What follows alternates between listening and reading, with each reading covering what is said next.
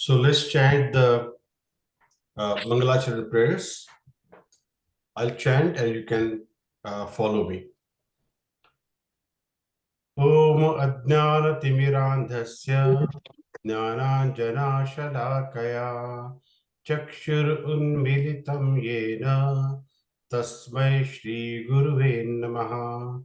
Shri Chaitanya Manu Abhishtam Sthapitam Yena Bhutale Swayam Rupa Kada Mayyam Dadati Swapadantikam Vandeham Shri Guru Shri Yuta Padakamalam Shri Gurun Vaishnavanscha Shri Rupam Sagrajatam Sahagada Raghunathanvitam Tam Sajivam Sadvaitam Savadhutam Parijana Sahitam Krishna Chaitanya Devam Shri Radha Krishna Padan Sahagana Dalita Shri Vishakhanvitanscha हे कृष्ण करुणा सिंधु दीनबंधु जगतपते गोपेश गोपिका कांता राधा कांता नमोस्तुते तप्त कांचन गौरांगी राधे वृंदावनेश्वरी वृषभानुसुते देवी प्रणमामि हरिप्रिये वाञ्छाकल्पतरुभ्यश्च कृपा सिंधुभ्य एव च पतितानां पावनेभ्यो वैष्णवेभ्यो नमो नमः।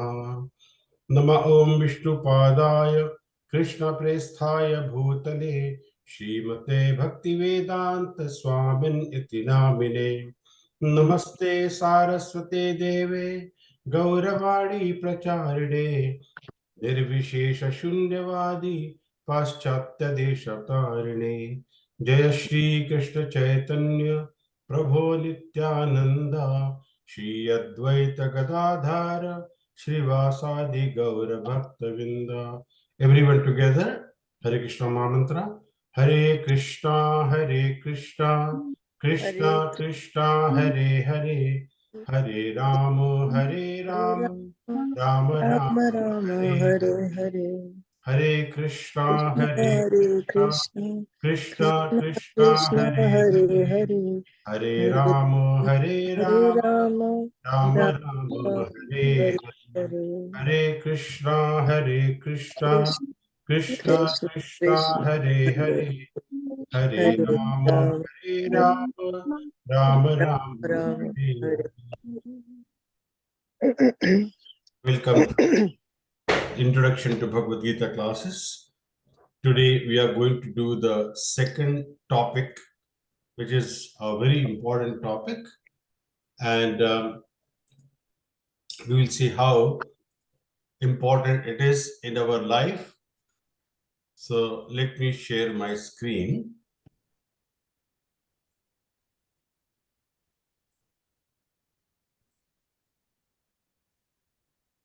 Yeah. Can you see my screen now? Yes. Okay. Today we are going to talk about the science of the soul, which is session 2 topic. So when we talk about the soul, what is our relationship with God, how soul plays the important role in our life, why we are talking about the soul here. Yeah. So what is soul? The soul is the spark of life force that activates every living body. What does it mean? If you look at the soul as a driver of a car, the body to a vehicle. So as long as the driver is driving the car can be driven, can go from distance A to distance B or wherever. Yeah. Third thing is the soul makes the body appear alive. And when the soul leaves the body, we say the person is dead. So that means there are two things here. One is when we say that somebody is passed away. So what is passed away actually? The brain and heart stops. Yeah, brain has stopped. Very good. But What is the difference between a dead body and a living body? What is that which is passes away from the body is the soul. That is the spirit, and that is what is passes away. Now, as long as we are living, what happens? People will talk to you, will talk about you, right? And once you are dead, what we say? Bring the dead body here. Then nobody will call you by name.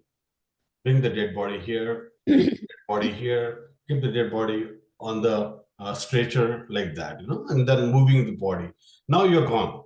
Your existence by the name is already gone. You are only become the dead body there, life is lying.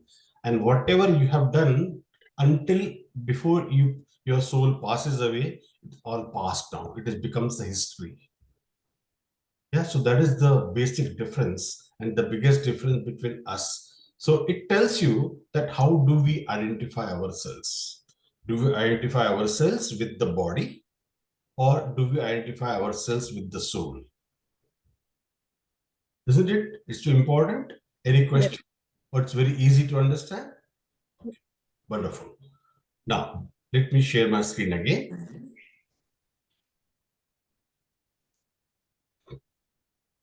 So, as soon as the soul makes the body, soul leaves the body, we say the person is dead. Right? And if you go next, the scientific proof of the soul's existence. What is scientific proof? Because nowadays, for everything, people will ask scientific proof for that. So when person dies, we say he has passed away, which I already said that. Who has passed away? The body of the person is still there. But then what is gone?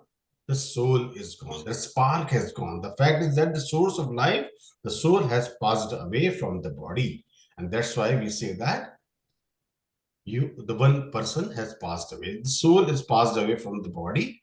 And it is the intuitive understanding. We know that the real self, the I, is distinct from the body, mind, and intelligence. The I is the distinct from the body, mind, and intelligence. So why we are bringing here two more things other than the body, mind, and intelligence? Because the mind and intelligence which is developed is along with the soul. What you develop, what kind of knowledge you develop in this lifetime stays with the soul. You always speak of my eyes, my hands, my car, my building, my house, everything my. Means these things belong to somebody, an owner. So that means when the soul passes away, who does it belong to then? The body, the house, everything you leave there. Then whom does it belong to then? It belongs to somebody who is left here now in this world, right? So you can't take anything away when you pass from this world. So when we say that somebody is dead, that means his consciousness is gone. So there was a specific consciousness which was there along with the soul. So that consciousness gives you the intelligence, the mind and intelligence. And also along with that, it gives you the false ego. Now I'm talking about here three things: mind, intelligence, and the false ego. Right? So now question comes is, what is ego and what is false ego? Isn't it? So mind and intelligence. So mind is something which stays in the area of brain, in the body. In the physical body, the brain is here, somewhere here. Maybe doctors say that somewhere here, in the behind, right? And the mind is and intelligence gets developed along with that. So mind, we call, depending on the context, that मन को भी mind बोलते हैं, right? So मन, मेरा मन नहीं करना है करने का. So if somebody asks you, do you want to have some food, some prasadam? You say, मेरा मन नहीं कर रहा है. We say that, right? Normally, this is what the language that we use in a day-to-day life. So I don't want to. So my consciousness is not allowing me to do that. My mind is not allowing me to do that. Or last night I had too much food, and that's the reason I don't feel like eating. So my intelligence comes here into picture, and it tells me that please don't eat. You can't eat.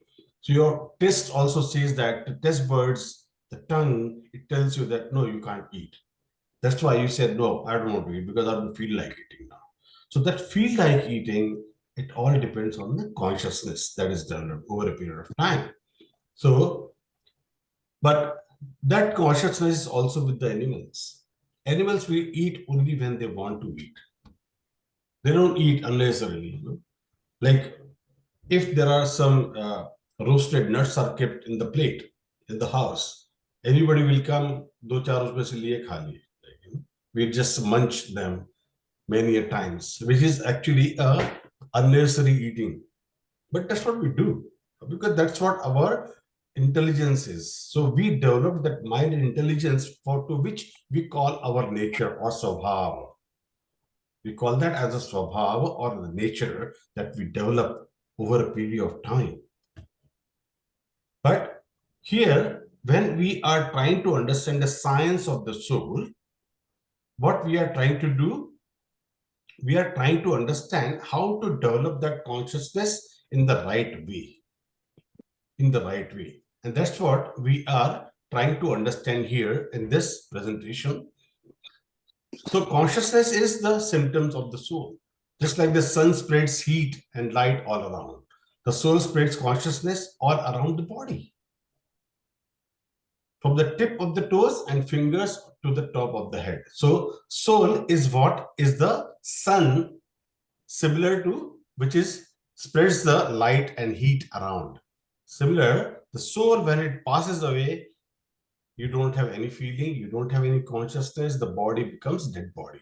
So as long as there is a consciousness, that means the soul is there. Absence of the soul is absence of consciousness. As long as body is alive, you have a consciousness. The moment the soul passes away, that means the consciousness passes away from the body. So this is what distinguishes a dead body from a living body. Right? So it gives the proof of the soul to the consciousness, the idea of the consciousness. Right? So the example is, you must have heard or you must have read examples of the near-death experiences of some people. They have near-death experiences. Some people go into coma, and when they come back, they will tell you a lot of story that this is what happened to me, and out-of-body experiences also they have.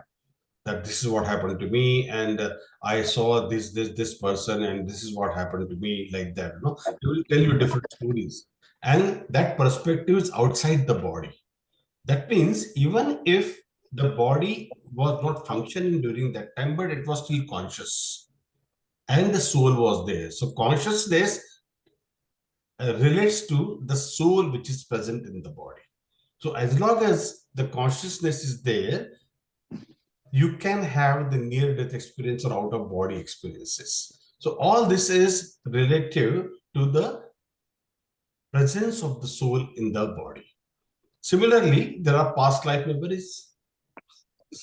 The rigorous, unbiased researches have been carried out in the past life, and they will tell you the memories. Some people tell the memories, I was born somewhere in that village, and then I remember so and so person was staying close to my house, like that. You will hear all those kind of stories. So by thorough investigation also this has been proved, and with the details of the things that described by the person, place, people they were associated in their last life, and it was proven correct. Then you go to that place and find out, and yes, that person was living there, and there, um, all the association that he had with the other people, that has also been proven.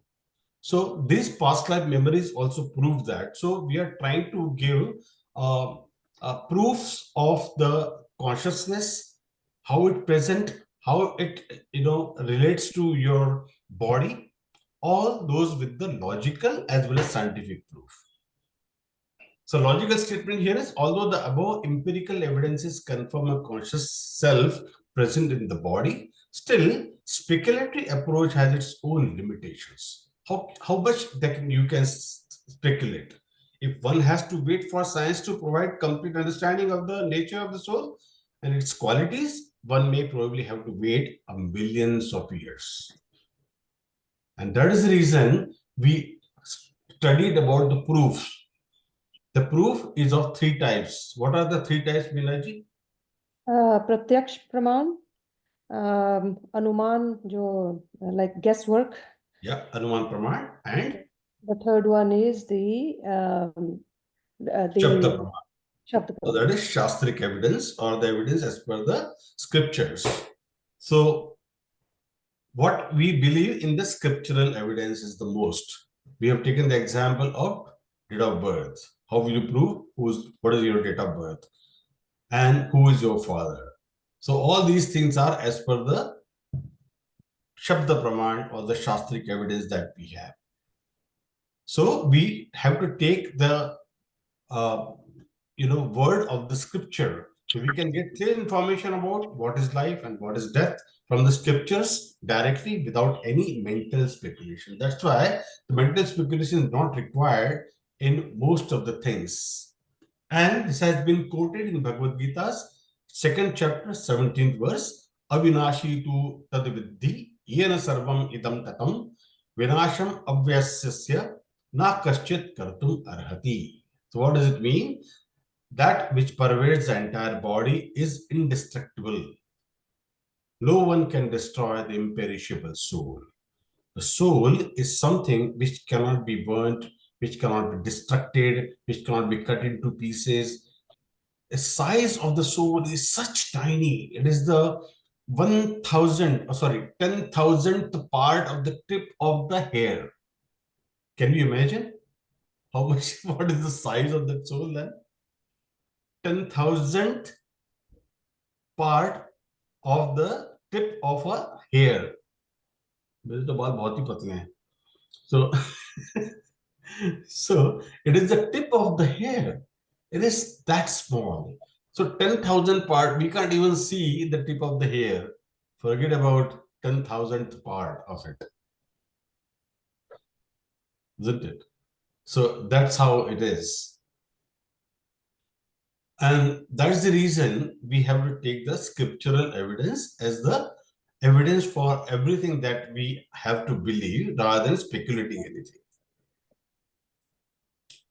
Coming back to our presentation. So Krishna has spoken about this in the Shastra, the 2nd chapter of Bhagavad Gita, which is called Contents of Gita Summarized.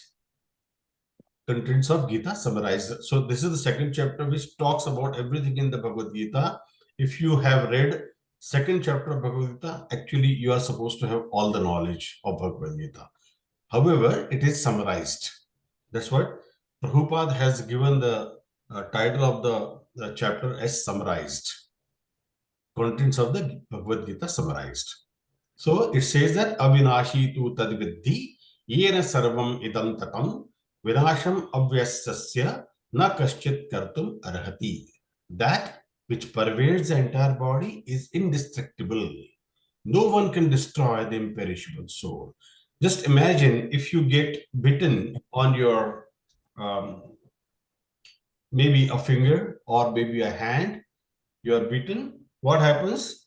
You immediately get that feeling in the brain that, oh, this place I got bitten up and it is bleeding now. Some insect has bitten me.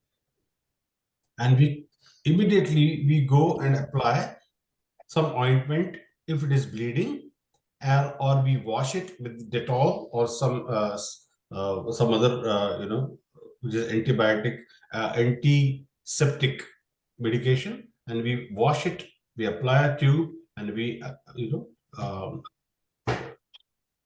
do this thing, we tie it with a cloth. So this is what what the nature of the consciousness. That consciousness comes through the spirit soul. Other example is Bhumir Apo Nalo Vayu Kham Mano Buddharevacha Ahankar Ityam Anne Bhinna Prakritir Ashtadha. That is also Krishna says in 7th chapter of Bhagavad Gita in the 4th verse. So, earth, water, fire, ether, air, mind, intelligence, and false ego are my 8 separate inferior energies. Who's saying this? This Krishna is saying. What Krishna is saying that earth, water, fire, ether, air, mind, intelligence, and false ego are my 8 separate inferior energies. The gross body is made up of the above mentioned 5 elements and it is called as Sthula Sharira. It is called Sthula Sharira. It is made up of 5 of these. What are those 5? Earth, water, fire, air, and ether. So once the body does not have consciousness, what goes away? Mind, intelligence, and false ego. The remaining 3 goes away from that. So Krishna is saying, all these are my separated inferior energies. However, the gross body is made up of the above mentioned first 5 elements. And it is called as a Sthula Sharira. Yeah. So what contains the living body? The mind, intelligence, and false ego constitute the subtle body. It is also called as Sukshma Sharira. So first 5 elements, the latter 3 elements are called the subtle body, not the Sthula Sharira. But it is called as Sukshma Sharira. Okay, so we talked about the false ego, which is the identity that we identify ourselves. So maybe my name is Subhash in my legal name, and Shubha Krishna is name given to me by my Guru Maharaj. So, but these are all, becoming the false ego. This is how I represent myself as. Right? So it is part of the Sukshma Sharira. But what is the true ego? True ego is to understand that I am spirit soul, eternal servant of Krishna. That is not false ego. That is the true ego by which I should be identified as. And these all Shastras and the course that we are doing here today is to understand what is actually that we are living with. We are living with a false identity, but we need to understand what is our true identity. So, how do we understand the false ego? Is to think in illusion that I am this. I am the manager of so-and-so department. Isn't it? So this is what our understanding has been so far until the time we understand this particular course. And our knowledge gets enhanced.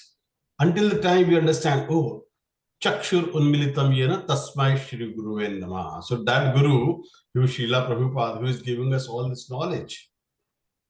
The real Guru is Krishna, but he is passing all that knowledge through the Gurus that we have on this earth planet, or those who have with this knowledge and then passed on to us for us to even give to others. And you all will be passing it on to others. So that is actually the chain reaction that we are looking at, the cascading knowledge from one to other, right? Any questions so far?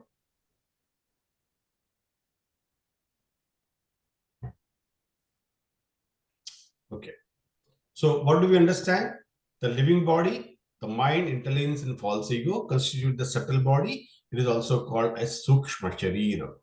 And true ego is to understand that I am spirit soul, eternal servant of Krishna, or super soul. The soul is part and parcel of the super soul, which is Paramatma, as we know. And the false ego is to think in that illusion that I am this body, I am a manager, I am a director, I am a mother, I am a father, I am this, I am that. I'm so rich. I have so much property. All these are the false ego. So our conditioned soul is trapped in the gross and subtle bodies, basically. So conditioned means we are conditioned to a certain environment, right? We say air conditioned. What does air conditioned do? It conditions us into a certain temperature, 18 degrees Celsius or 19 or 20 or 25, 23, whatever temperature you set it, that is conditioning becomes of the house. And then we all become conditioned to that temperature, because if you go out of that atmosphere, we start feel like we start feeling hot. And one who is free from these coverings attains the spiritual world and is called a liberated soul. Now here comes the tough thing.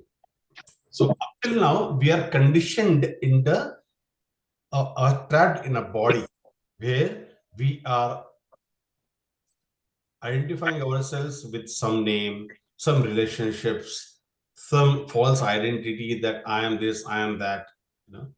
The moment we come out of that, that means we leave our consciousness from the body and our consciousness goes away from that body. So what happens? That time we are free from these coverings. So we are free from this conditioning. And we go to the spiritual world. That is called a liberated soul. Or इसको बोलते हैं what the liberation of the soul is called? Moksha.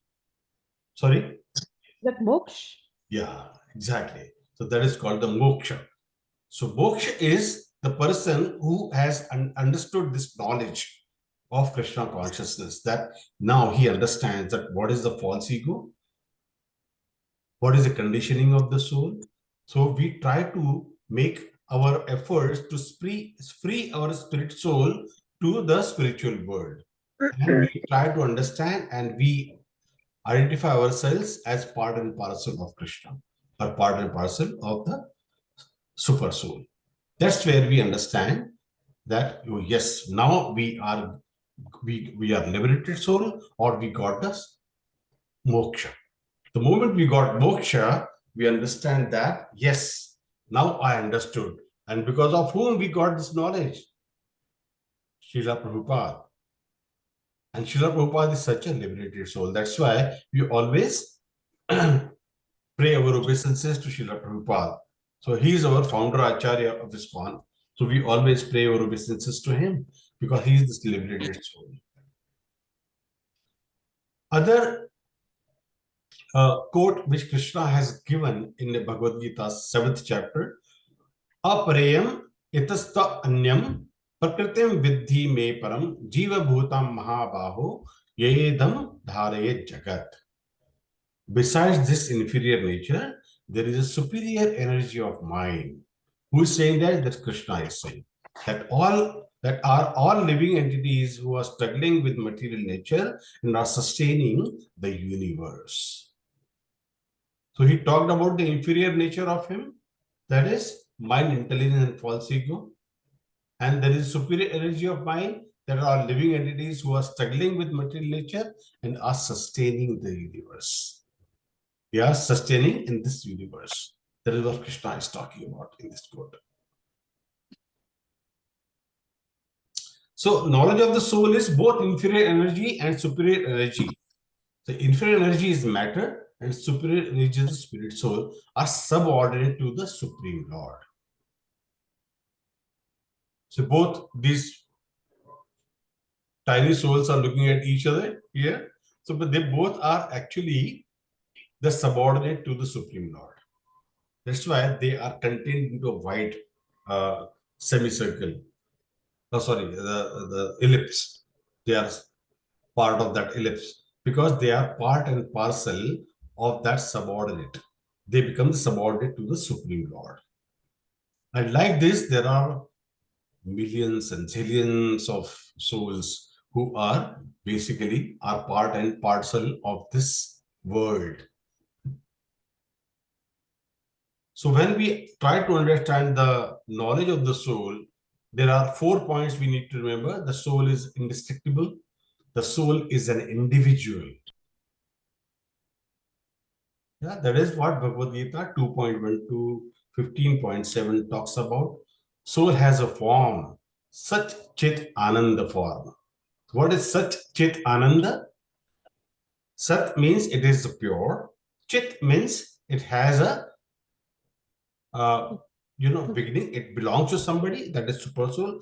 This Ananda means always wants to remain happy. That's why we always try to find happiness in this world. Because our main, from where we come, that soul is Satchit Ananda Vigraha. That is super soul, or that is Krishna, whom we are talking about here. That soul form is always happy. That's why when we come to this material world, because we wanted to find happiness away from Krishna, we came to this world. Then we took various bodies. There are 8.4 million species. Depending on your mind, intelligence, and false ego, how you have developed in the last life, you will get the next body. In the next body, you will get to find the happiness the way you want it, and you try to find happiness. Now, suppose you get into human body, we try and go to find happiness in the cinema hall. We go and try to find happiness in the bars. We go and try to find happiness in the picnic, this, that thing, We try to do a whole lot of things. हम लोग drama देखते हैं जाके, picture देखते हैं, TV पे देखते हैं, whole lot of things that we are trying to find happiness. But are we really becoming happy end of the day? We are not, right? So what happens is we become Asat, Achit, Nirananda. Asat, Achit, and Nirananda. So because we are trying to find happiness ourselves to the place where there is no happiness, and we are trying to find a illusionary happiness here in this world. Movie देख लेंगे, ये कर लेंगे, वो कर लेंगे, चलो अच्छे कपड़े पहन लेते हैं. We go and buy very nice clothes buy from Myers or David Jones, or go anywhere in the world. What will happen? The life of those clothes is going to be for some time. After that, what is going to happen? You will lose the potency of that cloth. Now I want a new one. After that, I want another one. Mobile phone. iPhone 13, iPhone 14, now 15 has come. The happiness of these material things is not going to get over. It's always hankering. We are always hankering for the happiness. But the real happiness is where? The real happiness is in the name of Krishna. That's what we are trying to understand here. Any questions, Sangeeta? Not really, but like you said, the real happiness is in Krishna. Do you think it is achievable when you are young, when you are starting a family, and it's really, really hard to understand when you are young? Yeah, very good question. Yes, so it is all samskara. If we don't get the right, teachings in our families, that how we should be living our life. But anyway, if we are not, then still there is nothing is better than having the knowledge sometime in the life. So you are at the right place, at least you are receiving the knowledge. Yeah. So even if you are married, newly married, whatever, but you need to find that we as a husband and wife should start praying to Krishna together. So once you are getting married, you need to have kids, you need to go and earn the money. So for that, you need to work. So all those things, as I talked in the couple of classes back, I think I talked about that we have to earn our living, and earn our living to look after the family. While you are looking after the family and earning our living, we are also trying to do what? We are trying to serve Krishna at the same time. What we are eating is Krishna Prasadam. Our life should be around Krishna. So when we are in the center of the life, then it is the material life. But when Krishna is in the center of our life, then it's a spiritual life. So our life is Krishna-centric or it is the I-centric. That I am the center of the life. I want to be happy. I want to do this. I want to do that. Everyone wants to have a beautiful car, BMW or maybe Bentley or whatever. There are so many beautiful brands of the cars. But what will happen? You're going from point A to point B. That is a function of the car.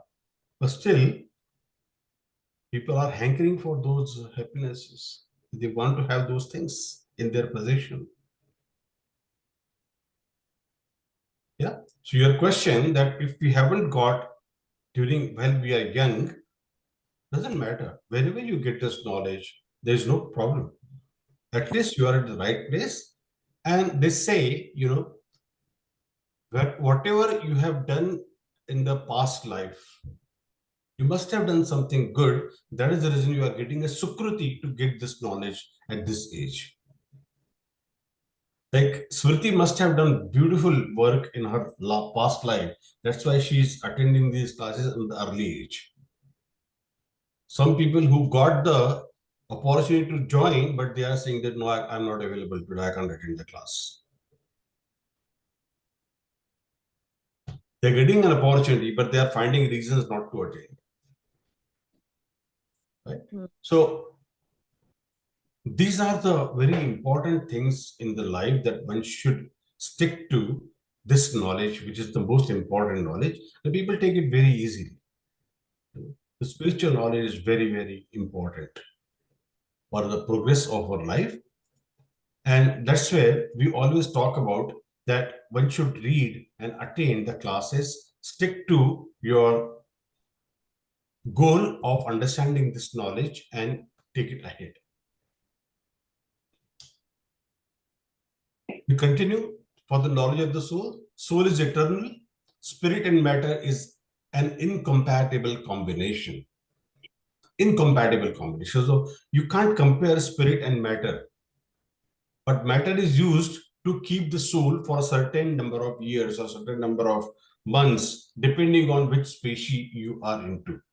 Your soul decides to go into certain species depending on how that last life karma was. Right? Someone can become a fly, someone can become a cockroach, someone can become a tiger, like that. So the soul is situated in the region of the heart, and also it changes the bodies from one lifetime to other lifetime. And I, as always, already told you that soul is the 1/10,000th part of the tip of the hair. Yeah, I'll be providing you the PDF of this presentation that I'm talking about today. The Bhagavad Gita clearly says that you are not God. Gita also unambiguously declares you can never become God even after liberation. You still will remain part and parcel of the God. And you will always be serving God. Because my apologies, I don't understand.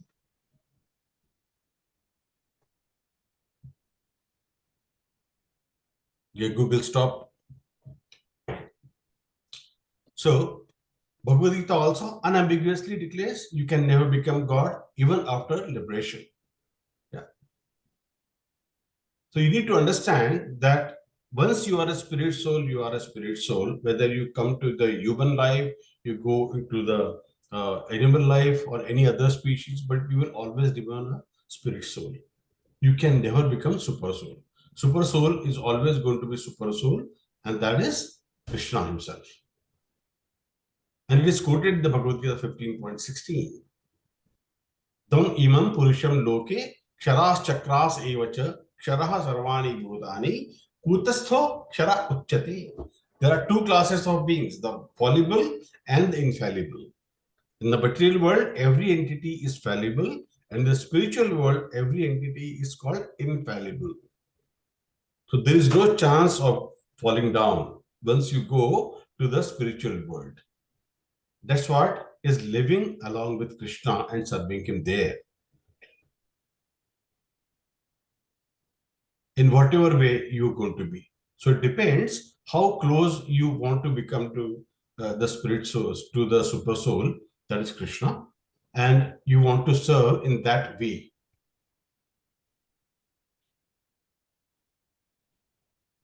And besides these two, there is the greatest living personality, the Lord himself, who has entered into these worlds and is maintaining them.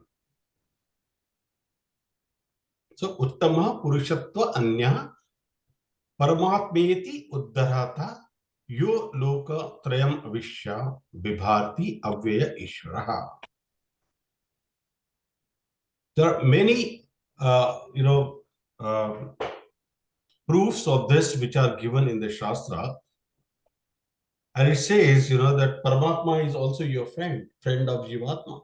Paramatma is the expansion of the Supreme Lord who accompanies the individual soul, Jivatma, who becomes into this material world in order to take him to different bodies and to take care of him and escort him. He is situated within the heart of every living entity and within every atom. So he is present with you all the time, whether you believe him or you don't believe him. So those who are the, bhaktas, for them also the Krishna lives as Paramatma in the region of the heart, along with your soul. Atma and Paramatma both are living together in the region of the heart. So individual soul is called Jivatma, and the Supreme Lord who accompanies you is also living there and is called the Paramatma. So Paramatma is living in every body, in the 8.4 million species across the globe, across the universe. It is living with every body. There are so many acoustic, species are there in the ocean, any kind of ocean, and super soul is living with everybody there. So how big the super soul is going to be? How big is Krishna? He's living in every body, in every atom for that matter. And he is the friend of Jivatma. And that is called the Paramatma. In the Katha Upanishad, there is a quote which is called, both the super soul and the atomic soul are situated on the same tree of the body, within the same heart of the living being, and only one who has become free from all material desires as well as lamentations can be, by the grace of the Lord, understand the glories of the soul. So one who understands this knowledge, then only he will get the moksha, or he's liberated and he becomes free from all material desires as well as the lamentations. So once you understand that the purpose of the life is not to go for a movie or have a very big house, yes, you should have a very big temple in the house. For that, having a big house makes sense. In Shvetashvara Upanishad also you can. So why all these examples of various Upanishads and Katha Upanishad, Shvetashvara Upanishad I'm giving you here is because we should understand that all these facts, all these knowledge has been given as a proof in various scriptural books. Samane vrikshe purusho nimagno nishya sochati muhyamanaha Justam yada paschati anyam isham asya mahimanam iti vitashokaha. Although the two birds, the super soul and the atomic soul, are compared to two friendly birds sitting on the same tree, are in the same tree, the eating bird is fully engrossed with anxiety and moroseness as the enjoyer of the fruits of the tree. But if in some way or other he turns his face to his friend who is the Lord, at once the suffering bird becomes free from all anxieties. How beautiful is that? You're sitting on the same tree, same area of the heart, but we are always having our back to the super soul. Once we turn ourselves towards the super soul, we become free from all the anxieties and becomes free from all the sufferings of the life. So now we come to the difference between the living entity and Krishna. Krishna is the infinite, but living entity is infinitesimal. Nityo nityanam chetanas chetananam eko bhavananam yo vidhadati kaman. The Supreme Personality of Godhead maintains the innumerable living entities and gives them all the facility for enjoyment according to different work. So what one deserves, Krishna gives to him. Right? So never think that you will become equal to Krishna. All these kind of shastras, they are all false shastras. They say that you can also become Krishna. You're also becoming equal to Krishna. No, that is wrong. Krishna is infinite and we are finite living beings. We are very, very small. Smallest of the smallest.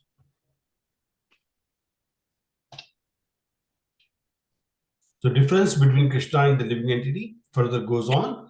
Living entities are one with the Supreme Lord only in quality, not in quantity. What is the quality? That he is Satchit Ananda Vigraha.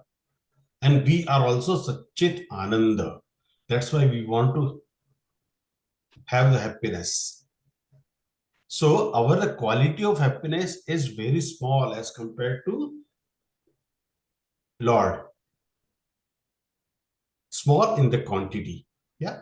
The Supreme Lord has the innumerable or infinitesimal happiness in quantity. So though we are both having the soul, the spirit soul, we are both spirit soul and the super soul, both are spirit.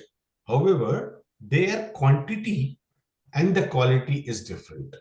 That means if you take a bucket of water from ocean, right, and a spoon full of water from that bucket, if you taste, both will be tasting the same. Both will taste salty, right? Because normally the ocean water is salty. So both have the same quality. But look at here. Now I have taken one spoonful and one bucket and the ocean. They all have the same quality. However, the quantity is different. This is called Achintya, Bheda and Abheda Tattva. Meaning simultaneously oneness and difference. This is the philosophy that was given by Sri Chaitanya Mahaprabhu. The simultaneous oneness and difference. And the first shloka of Ishopanishad, it tells about this one, that Om Purnamadaha Purnamidam Purnat Purnamudachyate Purnasya Purnamadaya Purnameva Vashishyate. The meaning of that is also same. So the living entity is knower of his body, but Krishna is knower of all the bodies. So all the water in the world is coming from ocean actually, right? Because all the water, even coming from the rain water, is actually going from the ocean only, right? So when it vaporizes, it goes up, they form the cloud, and then again it comes down in the rain showers. So Krishna says, I am also the knower, but I am not the individual owner of the body. I am the super knower, but I am present in every body as the Paramatma or super soul. That he describes in 13th chapter of Bhagavad Gita, 2nd and 3rd verse. And again, he describes that in 15th chapter of Bhagavad Gita in the 15th verse. So our body is called a kshetra or the area, and the knower of the body is called kshetrajna, the knower of that body. So Krishna knows what is going on in everybody's body. We don't even know what is happening in our body. After some time, we come to know, oh, this has happened. One boil has come here. We don't even know when the boil was actually growing. When it starts paining, that time we come to know, because our consciousness is not limited. Our consciousness is not unlimited. We can't immediately know what is going to happen to your body. Some people develop some kind of, uh, uh, illness, and they don't come to know immediately. Once they start, it's paining or happening or having a fever, they go to the doctor. Doctor says, oh, you have to do this blood test, that blood test, do the X-ray, and after that they come to a conclusion. Oh, you have a tuberculosis, or you have, something like that. So you will come to know only after some time, because our consciousness is not infinite. We have a very limited consciousness, and that is the difference, which is clearly spelled by Sri Chaitanya Mahaprabhu, who is none other than Krishna, and he says the principle of Achintya Bheda Abheda Tattva, the simultaneous oneness and difference. Questions? So, what is the example of simultaneous oneness and difference, Saloni?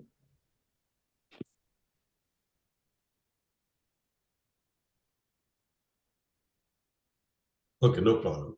Vinodji, Fine. what is the example of simultaneous oneness and difference? I gave the example of ocean. What was the example I gave? Smriti, can you repeat? Krishna is like the ocean, like the main source of water for every Living entity. living. Yeah. Yes. And even the rain Yes. comes from the ocean. That is. So it is the example of Achintya Bheda Abheda. So it is simultaneous oneness and difference. So they are similar in terms of the quality, but the quantity wise they are different, right? Yeah. Quantity differs. A tray of laddus and one laddu. What is the difference? They both are having the same quality, same taste, but the quantity Number. differs. The tray has more laddus, and in my hand there is only one laddu, right? So that is the difference. So try to understand with very practical examples, so that it remains in our immediate knowledge. So what is the difference between simultaneous oneness and difference? Achintya Bheda Abheda Tattva. It is described also in Ishopanishad. Okay, hope you understand. Okay, let's go ahead. The living entity is knower of his body, but Krishna is knower of all the bodies. Krishna says, I am also the knower, but I am not the individual owner of the body. I am the super knower. I am present in everybody as the Paramatma or super soul. The body is called Kshetra, and the knower of the body is called Kshetrajna. So we individually are Kshetrajna, and the body, our bodies are called Kshetra.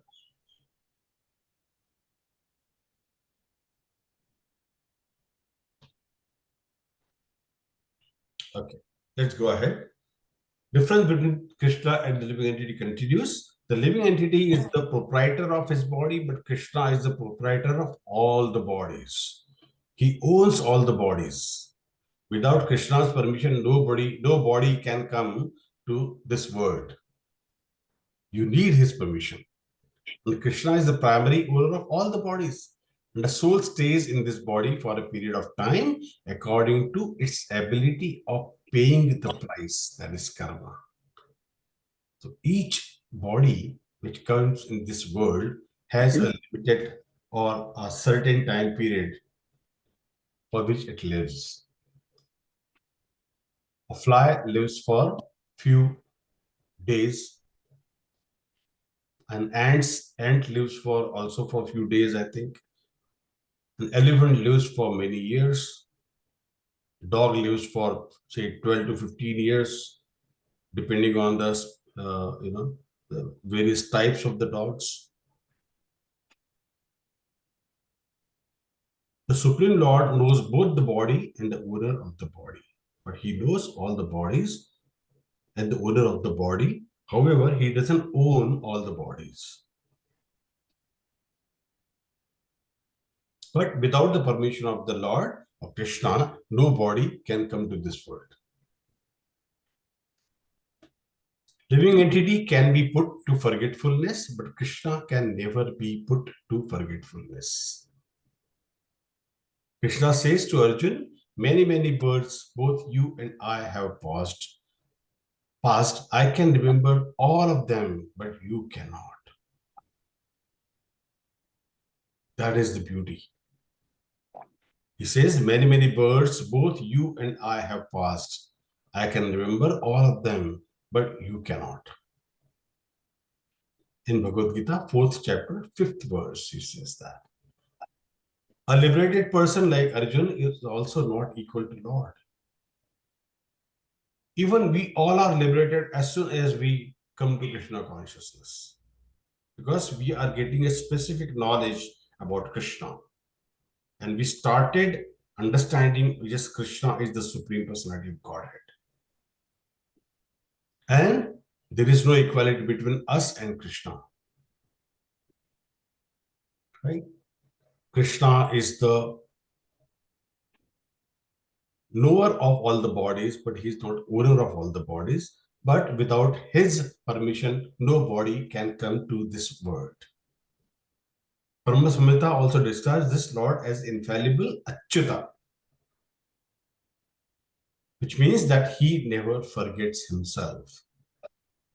He never forgets himself.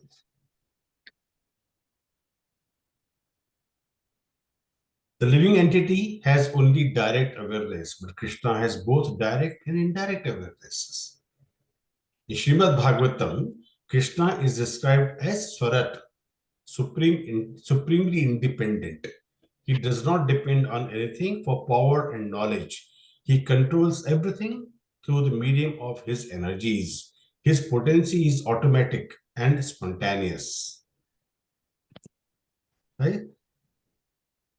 The example of spontaneity and automatic, we can say, if an ant is biting on my hand, the other hand will come and immediately will try to remove it or try to kill it. So that is spontaneity. So the living entities are eternally a loving servitor of the Supreme Lord, and God is eternally our loving master. But once we accept this fact, then only we are the servant of the Lord. But who all are attending these classes to understand this knowledge? Very few. So we are the servitor of the Supreme Lord. But people want them to be the Lord, and they want others to serve them. Always like that. So people don't want to serve. They only want to get served. Give me a cup of tea, give me a dosa, give me this, give me that, like that. So everybody is ordering, order supplier. And they also do the same thing when they go to the temple. They will go, ghanti bajayenge, temple ka, and then they will order something. Lord, please give me this, please give me that. As if Lord is the order supplier of them as well. It's like they go to the hotel and ask the waiter, please bring me 2 cups of teas or a toast, something like that. So they get the same habit. Whereas when we go to the Lord, we should be the servitor. We should bow down and pray to the Lord. Please give me your mercy. That's how should be the nature of the devotee or the servitor. So we have to come to the servitorship, not the lordship. There is only one Lord, who is Krishna, Supreme Personality of Godhead. And we are all the servants of the Lord. Yeah, any questions? I have a question. In the last slide, it said like the individual has the direct awareness and Krishna has direct as well as the indirect awareness. So what could be the example of indirect awareness? So indirect awareness in the sense that what is happening to you, we come to know only after some time. But Krishna knows it already, Right. what's happening to you.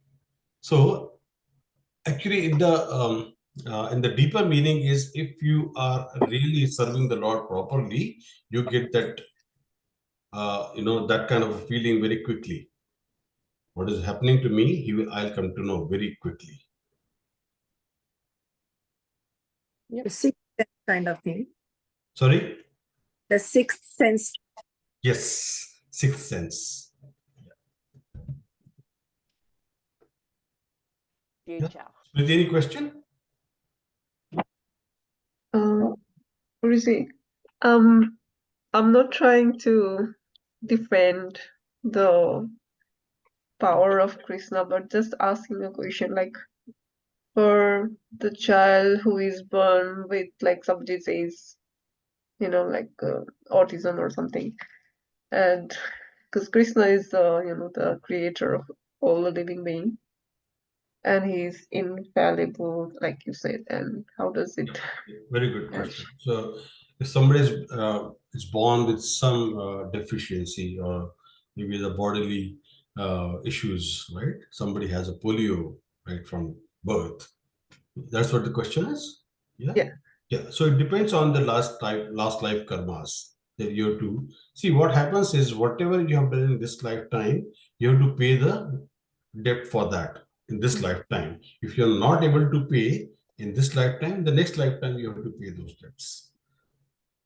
So like it is like piety and the sense. See, both are having the bank balances, right? It doesn't mean that if your sins are less and piety is more, it will nullify. No, it doesn't happen that way. For sin, you have to pay, and for piety also you have to earn. So both will go separately. They don't meet at one place and nullify कि चलो हिसाब बराबर कर लेते हैं आज. No, it doesn't happen that way. You have to pay separately for both of them. all due to the past karma? Yeah. So it's all depend on the past life karma that you have to. So accordingly, you get the birth in the next life.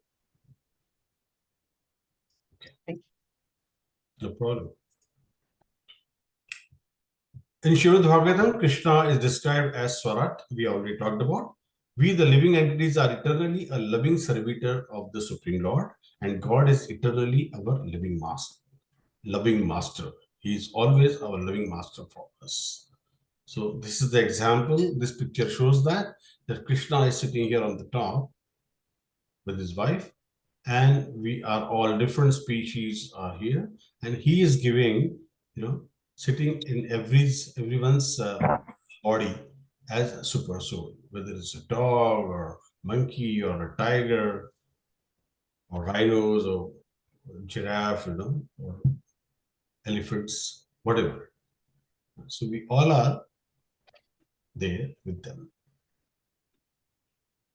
So this finishes our discussion on the second topic today. So any questions? I want to know, I just want to ask one thing. Yes. Said every human being has Jivatma and Paramatma in them. How come, if Paramatma is already there in our body, how come some people turn into murderers and thieves and they're very proud of it? They don't want to change themselves. How does that happen? Yeah, so we talked about the mind intelligence and false ego. How you develop your mind depending on your association. If you stay with drunkards, you will become drunkard. If you stay with mafias, you will also become a mafia. If you stay with good people. So that's why the Satagun, Rajagun, Tamogun, mode of goodness, mode of passion, mode of ignorance plays a major role in this. So we always, as I talked about earlier, that we always ask our kids also to not to play with this boy, that boy, play with these boys, they are good. So you will not develop bad habits like that. So that's where this plays the major role in that. So what kind of habits you want to develop, that also depends on your karma. At the same time, the association you get and the teachings that you get in your house, in the family. Some children get a lot of freeness, from their childhood. They get a lot of money to spend, and they eat whatever they want to eat. They drink whatever they want to drink, like that. So it is the control that should come from the family as well. That yes, you shouldn't be doing this, not doing too much unnecessary expenses. You should be getting limited money to spend. Yeah. Do you think the past karmas also influence the present life as well? So, say, for example, if somebody is very much influenced by the friends or like the association they're with, it could be because of their past karma, Yep. because they're getting Yes. directed to that path. So, like, so what kind of family you're going to get birth also depends on your past karma. So why everybody doesn't become Sachin Tendulkar? Yeah. Yeah. But coming back to Sangeeta ji's question, like, I think sometimes we have seen examples of the families are really, really good, educated, and like, they do their best of the best. But their children sometimes turn into like, murderers or terrorists or those kind of things, So how does So, that? so because see, some karmas of their past life made them get birth into that family. However, some karmas of them, which are the sins, they are making them do those bad things so that they can pay the dues of that of life. Either they'll increase or they will decrease. Now, God has given you an opportunity to get birth there. However, it depends how you want to spend your life. Because see, the mind intelligence has been given by the Lord as a separate energy, exterior energy. Now, it depends how you want to develop that. Yeah, we all get the same exam paper in the exam, but do we all get the same numbers, same marks? We don't, right? So it depends on how you attempt to it. Yeah. So does this mean that we can't escape? Can't hear you. Oh, I wonder why. I think your microphone volume should be increased. I can hear you. You hear me? Yeah, now it's fine. So what my question was, does this mean that you can't escape your karma even if you're trying very hard to be a good person, to do the right thing? Yeah, I mean, to a certain extent, yes, it will make it good. So you will have some good and some bad. So your bad thing may minimize to a certain extent, but not completely. You have to pay the dues in any way. Yeah, because like the example, say the family is doing well educated, and then there's one child who is the rotten apple, Yeah. and that child is ruining that family's life, like the mom and dad who's good, who's done the right thing. Now because of this child, they are also suffering. Correct. There's so many examples, like, Ambani's in India, so Mukesh Ambani is doing so well, whereas Anil Ambani is not doing that well. Same family. Okay. All right. So that must be because of their past karmas. Past Maybe karmas. it's like the lane of like the exchange of the karmas, yeah? Yeah. Maybe. And the mind and intelligence, the way you are getting developed in this lifetime as well. So they both have been given this opportunity to grow their businesses. But Anil Ambani committed the mistakes, and because of which he went down in the business, whereas Mukesh Ambani went up. So it depends how you got a good wife, Tina Monem, so beautiful actress, but he got all the good things. At the end of the day, what is Nita Ambani is doing pretty well. Yeah.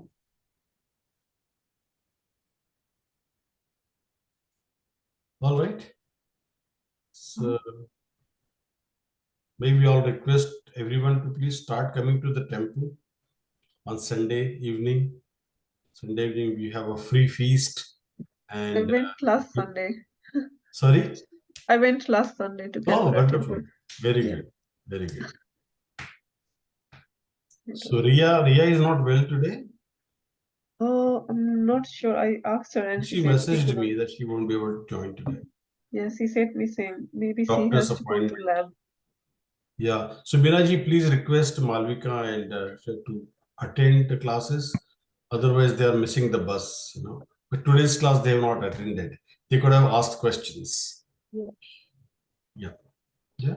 Because if they are not going to join at all, then I will take new students in the class. Sure. Yeah.